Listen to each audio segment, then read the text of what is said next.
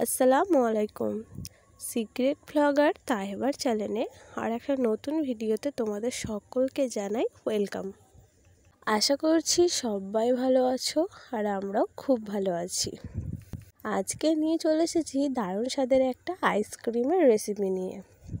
এই মারাত্মক গরমে ঠান্ডা করার জন্য মন প্রাণ সব কিছুই এই দারুণ স্বাদের কাস্টার্ড পাউডারের কুলফি আইসক্রিম। তো প্রথমেই আমি এখানে নিয়ে নিয়েছি 500 ml দুধ আর তার সাথে দিয়েছি 1/3 কাপ চিনি। তো চিনিটা ভালোভাবে দুধের সাথে মিশিয়ে একটা ফুটিয়ে তুলবো দুধটা।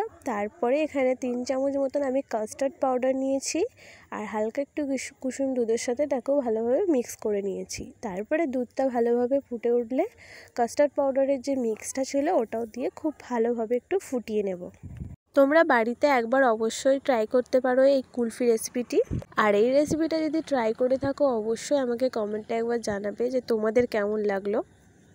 আর তোমরা যদি রেসিপিটা এই পর্যন্ত দেখে থাকো, যদি তোমাদের একটু ভালো লাগে তাহলে অবশ্যই একটা লাইক দিয়ে দিও, কারণ তোমাদের একটা লাইক পরবর্তীকালে আমাকে আরও ভিডিও বানাতে উৎসাহিত করে। দেখো, দুধ আর কাস্টার্ড পাউডারের মিক্সারটা ভালোভাবে অনেকক্ষণ ধরে আমি নেড়ে ফুটিয়ে নিয়েছি। তারপরে একটুখানি নুনও দিয়ে দিয়েছি যাতে টেস্টটা ভালো আসে আর মিষ্টির স্বাদটাও ব্যালেন্সে থাকে। এটা ঘন হওয়া পর্যন্তই আমি নাড়তে থাকবো।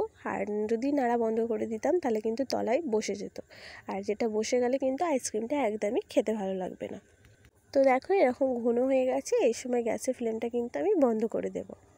বন্ধ করে কিন্তু ঠান্ডা করতে দেব। আর এটা ঠান্ডা হয়ে গেলে আবারও একটু ভালো করে চামচের সাহায্যে নেড়ে তারপর এর মধ্যে দিয়ে দেব কিছু কাজু, কিশমিশ আর আমন্ড কুচি। তো এগুলো ভালোভাবে কুচিয়ে ছোটো ছোটো পিস করি এর মধ্যে দিয়েছি। তারপরে ভালোভাবে নেড়ে আর সেট করতে দেব মোলের মধ্যে। তারপরে এটা সারা রাতের জন্য ফ্রিজের মধ্যে ভরে দেব। আর সকালবেলা বার করি তোমরাই দেখতে পাবে যে আইসক্রিমটা কতটা সুন্দর হয়েছে আর খেতেও খুব সুন্দর হয়েছে।